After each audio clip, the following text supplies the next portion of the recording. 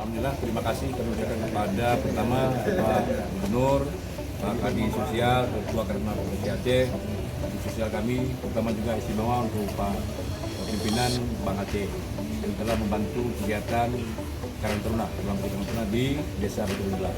Hari ini kita lihat sendiri karya adik-adik kita dari Karang Taruna sudah merehab sejumlah kamar MCK yang ada 19 MCK dukungan daripada Bank Aceh. Juga kegiatan tadi kita lihat sunat massal ya, gratis untuk warga, kemudian honorar juga, sekalian juga kita pasar murah. Itu dukungan ini kami ucapkan terima kasih. Mudah-mudahan kegiatan Karang Taruna di Batu Belah sangat bermanfaat bagi masyarakat.